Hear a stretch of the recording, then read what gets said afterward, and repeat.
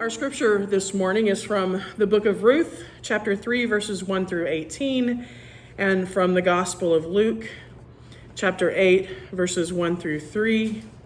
You can follow along with that in the insert in your bulletin. Ruth 3, 1 through 18. Naomi, Ruth's mother-in-law, said to her, "My daughter, am I not seeking respite for you that will be good for you? Now is not Boaz our kin with whose girls you have been? Look, he is winnowing barley on the threshing floor tonight. Now bathe and anoint yourself and put on your best clothes and go down to the threshing floor. Do not make yourself known to the man until he has finished eating and drinking. When he lies down, note the place where he lies and go and uncover his thighs and lie down, and he will tell you what you should do." Ruth said to Naomi, "All that you tell me, I will do." Then Ruth went down to the threshing floor and did just as her mother-in-law commanded her. Now Boaz had eaten and drunk, and his heart was content, and he went to lie down at the end of the heap of grain. Then Ruth came in secret and uncovered his thighs and lay down. At midnight, the man trembled and turned, and right there was a woman lying at his thighs. Then Boaz said, "Who are you?" And she said, "I am Ruth, your slave woman. Spread your cloak over your slave woman, for you are a kin redeemer." And he said, "May you be blessed by the Most High, my daughter. Your most recent act of fidelity is greater than the first. You have not gone after young men, whether poor or rich. And now, my daughter, fear not. All that you have spoken I will do for you. For all the assembly of my people know you are a warrior-hearted woman. And now it is true that I am a kin redeemer. There is a kin redeemer closer than I. Spend the night tonight, and when the morning comes, if he will redeem you as kin, good, let him redeem you. If he does not want to redeem you as kin, then, as the ageless God lives, I will redeem you as kin myself. Lie down until morning." So Ruth lay at his thighs until morning, but got up before one person could recognize a neighbor, for Boaz said to himself, "Let it not be known that the woman came to the threshing floor." Then he said, "Bring the cloak you are wearing and hold it out." So she held it, and Boaz measured out 6 helpings of barley and put it on her back. Then he went into the city. And Ruth came to her mother-in-law, and Naomi asked, "Who are you, my daughter?" And she told her all that the man had done for her. Ruth explained, "He gave these 6 helpings of barley for me, for he said, 'Do not go back to your mother-in-law empty-handed.'" She replied, "Wait, my daughter, until you learn how the matter will shake out, for the man will not rest, but will conclude the matter today." And from the Gospel of Luke, chapter 8, verses 1 through 3. Now after a woman anointed his feet, Jesus went on through cities and villages, proclaiming and bringing the good news of the reign of God. The 12 were with him. There were also some women who had been cured of evil spirits and infirmities: Mary called Magdalene, from whom 7 demons had gone out, and Joanna, the wife of Herod's daughter Chuza, and Susanna, and many others, who provided for them out of their resources.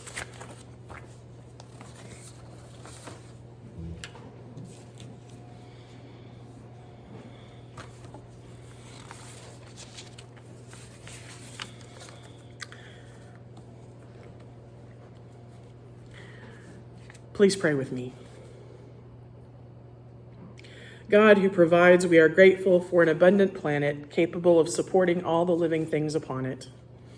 We also understand that it is necessary for people who have more are asked to be generous so that all people can survive and live. We know that we must care for your creation so that all living things can thrive and survive. Your systems of support and web of life span all places. Show us how each living thing is essential to life belonging to the rest. The plants feeding the animals, animals being food to other animals, including humanity. In our gratitude for your providence, open our hearts to the needs of other living things, not only giving of what we have, but helping to create systems of equity and mercy and justice that protect and provide for all. May our generosity and genuine concern for supporting your living planet reflect your own. May we work together creatively to be what we need for each other. Help us to create communities of support and hope for the sake of your love. May the words of my mouth and the meditation of all our hearts be acceptable in your sight, O God, our rock and our Redeemer. Amen. It seems to me that in current events discussed on news shows and in newspapers and wherever you get your news, we're often told to be suspicious of migrants, people who have traveled from one country or one place to another or crossed an international boundary of some kind. But in actuality, migrants have often traveled simply to find ways of feeding their families, like the woman on the cover of your bulletin today. It's a famous photo. You've probably seen it before, taken by Dorothy Lang. In the 1930s, Dorothy worked for a government program that documented relief sent to farmers who had been hit by the collapse of the U.S. economy. As she was returning home from an assignment, she came across a sign near Nipomo, California, that read Pea Pickers Camp. She had taken all the pictures she needed, she said, but she decided to stop. She wrote this: I was following instinct, not reason. I drove into that wet and soggy camp and parked my car like a homing pigeon. I saw and approached the hungry and desperate mother as if drawn by a magnet. I do not remember how I explained my presence or my camera to her, but I do remember she asked me no questions. I made 5 exposures, working closer and closer from the same direction. I did not ask her her name or her history. She told me her age, that she was 32. She said that they had been living on frozen vegetables from the surrounding fields and birds that the children had killed. She had just sold the tires from her car to buy food. There she sat in that lean-to tent or shed with her children huddled around her and seemed to know that my pictures might help her, and so she helped me. There was a sort of equality about it. The pea crop at Nipomo had frozen, and there was no work for anybody. But I did not approach the tents and shelters of other stranded pea pickers. It was not necessary. I knew I had recorded the essence of my assignment. Soon after, Lang shared the story about the pea pickers with the editor of a San Francisco newspaper.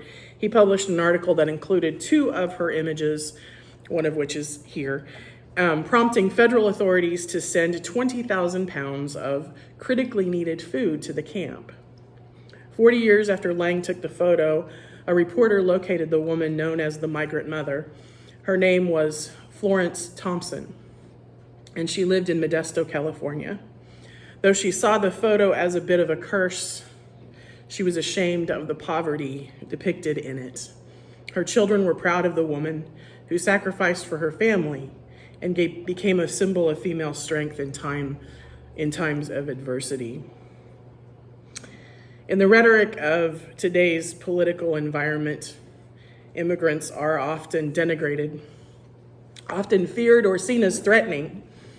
Yet immigrants are simply people who migrate from one place to another, and they are women and men, families with and without children, who are trying to find ways of surviving or just live their lives that are more than just survival. They're looking for something that is better. Sometimes survival means taking risks that might not turn out. Migrating sometimes means dying along the way. People fleeing war need places where their families can be safe. Sometimes seeking a better life means crossing international boundaries, not just state lines, as often happened in the Depression and the Dust Bowl. People who live in places where it's impossible to work or go to school or be safe from organized crime or other dangerous groups need to be able to travel to places where they are safe. Like the woman in the photo at the pea pickers camp, they risk their lives in the hopes that things can get better, that life will improve. And like the women and men who fled poverty during the Depression, immigrants are often blamed for their situations. My grandparents were married in 1927. My mother was born in 1928. She would have been 5 or 6 years old as the Dust Bowl began in Texas, Oklahoma, and Kansas. Her mother, my grandmother, talked about putting wet towels under the doors and around the window cracks to keep the dust from coming into the house. In that place, more than 500,000 Americans were left homeless. Over 350 houses had to be torn down after just one of the storms. Some homes were destroyed, and people lost their homes when mortgages were foreclosed by banks. So many were left without homes. Many migrated west looking for work. Some just died of dust, pneumonia, or malnutrition because they didn't have enough food to even get them anywhere. Between 1930 and 1940, about 3.5 million people left the Plains states. And they were called names too. Okies or Arkies or Texies, just looking for a place where they might be able to find a meal, find a job, find a place. Okies or Arkies became the standard term for people who had lost everything, even didn't matter where they were from, and were struggling most during the Great Depression. And people were ashamed of their poverty and shamed others for theirs. I don't quite understand how that happens or why that happens. Perhaps it's a defense mechanism, fearing poverty in others because it's what you fear the most, maybe. My family was lucky, and I do mean lucky, and had other means of income beyond farming.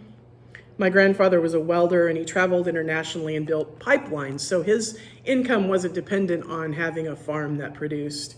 And I'm guessing beyond his own children, he also helped other people in his family, I would guess.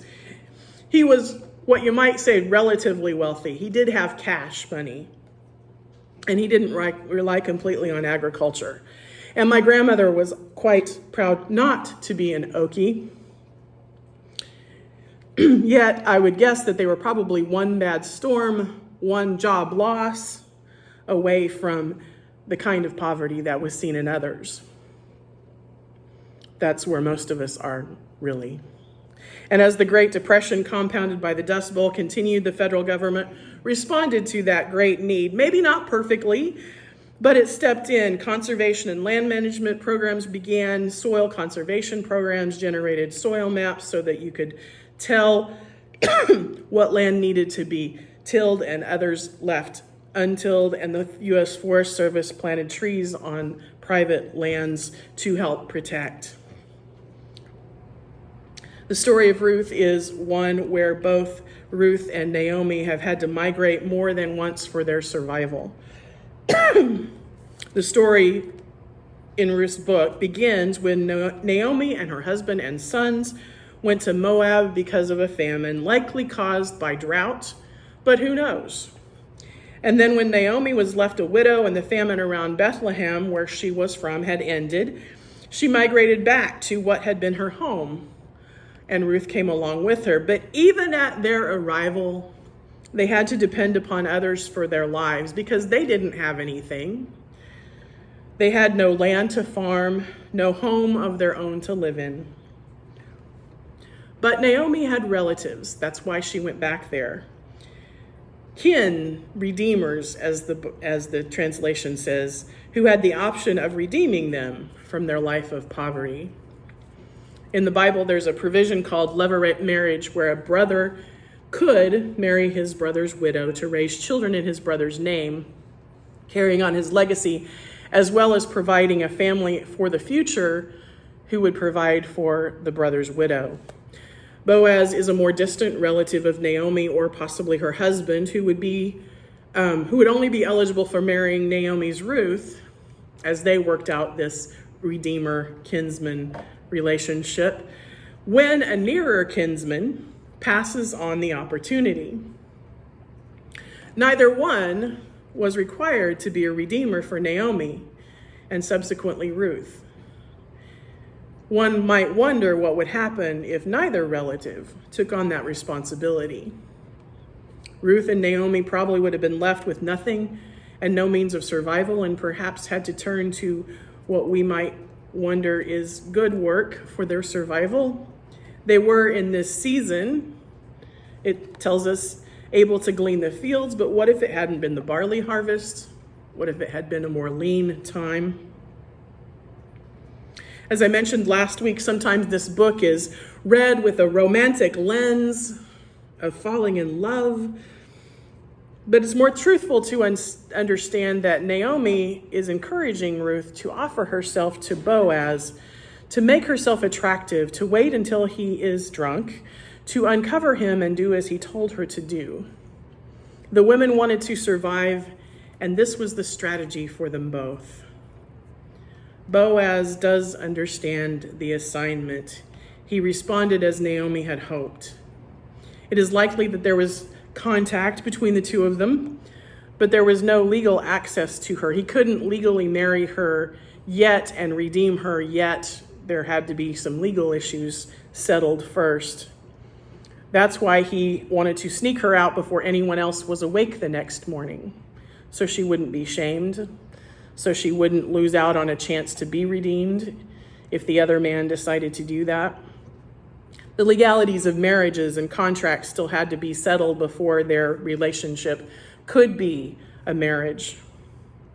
The story of Ruth could easily be read as a story of survival sex and draws our attention to the plight of vulnerable, hungry, desperate migrant women, and probably men as well.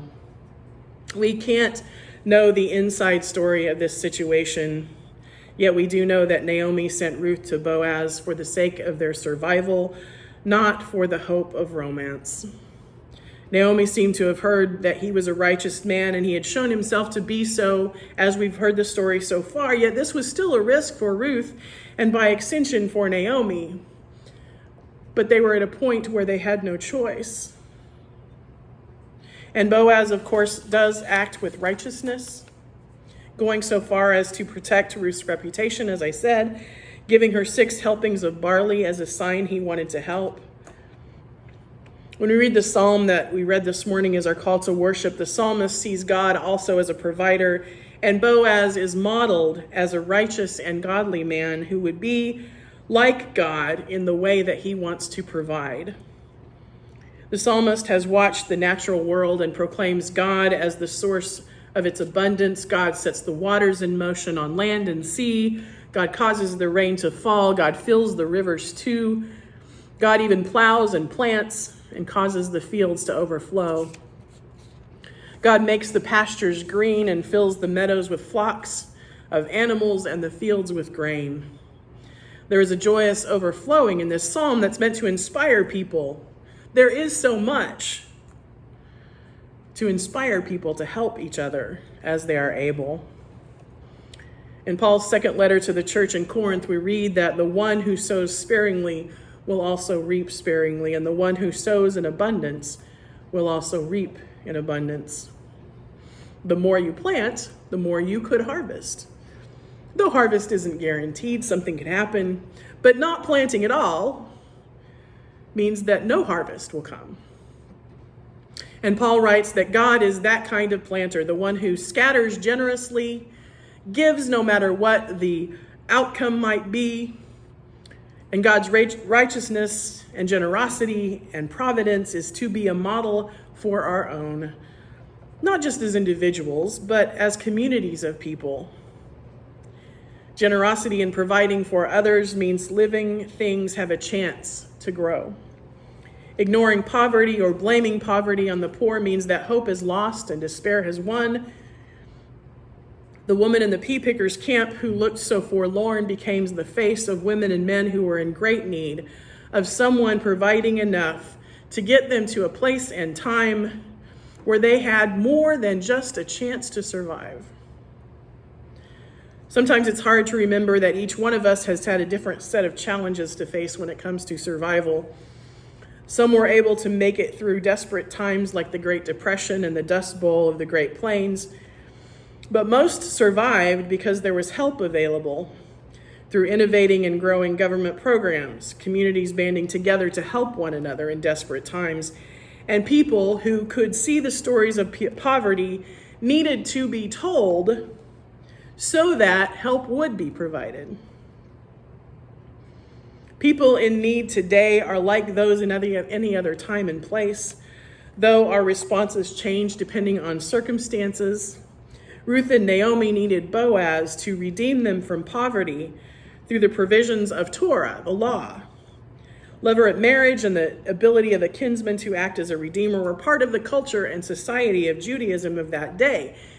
There was a safety net created within the system of laws so that Boaz could provide a family for them both, provide something not only for that day, he gave her 6 measures of barley, but for the future. It's certainly about a family responding to the needs of family members, distant family members, but it's also about a society that understood the vulnerability of those who were without means, without homes, without lands, without close family ties. I hope that we could respond to the needs in our society with understanding and the willingness to create systems that support each other, even preventing times of great desperation instead of just responding to the problem. I hope that we can not just give of our means if we have them, but give our awareness to the ways in which we can, as a society, as a nation, even as a world community, to be more resilient and provident. May we take God's generous provision in creation as our example and be the people we can be, the people God has created us to be. To the glory of the one that we worship, to the one who loves us, to the one who accompanies us each day. Amen.